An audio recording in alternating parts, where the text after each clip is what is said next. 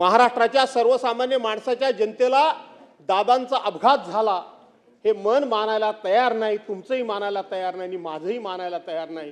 कुठेतरी घातपात झालाय असंच वाटतं. काय झालं काय नाही झालं हे चौकशी अंती बाहेर येईल.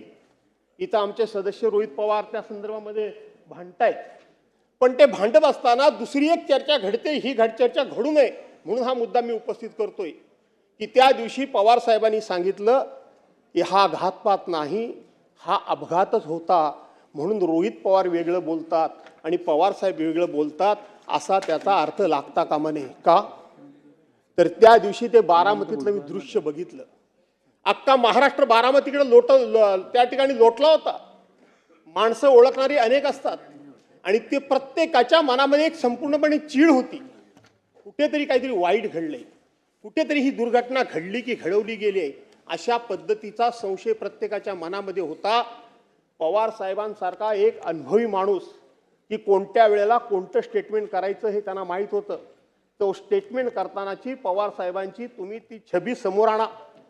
पवार साहेबांनी हातामध्ये कागद घेतला होता, मान खाली होती आणि एकच वाक्य फक्त ते बोलले की हा घातपात नाही, हा अपघात आहे.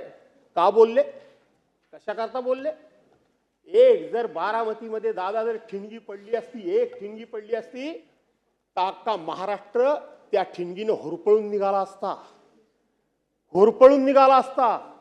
पुऱ्या महाराष्ट्रामध्ये हे लोण पोचलं असतं आणि सरकारनं कितीही ताकद लावली आणि कुणीही लावली तरी त्याला कंट्रोल करणं हे कोणालाही शक्य झालं नसतं.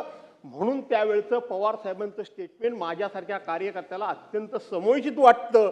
मी त्याच्यावर कधी भाष्य केलं नाही, पण आज हे भाष्य करणं मला उचित वाटतं.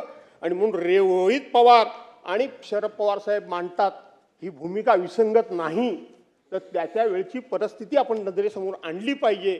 आणि म्हणून दादांचा घात झाला की अपघात झाला हे मुख्यमंत्री महोदय शोधून काढा. यापेक्षा मी या विषयावर काही जास्त भाष्य करू इच्छित नाही.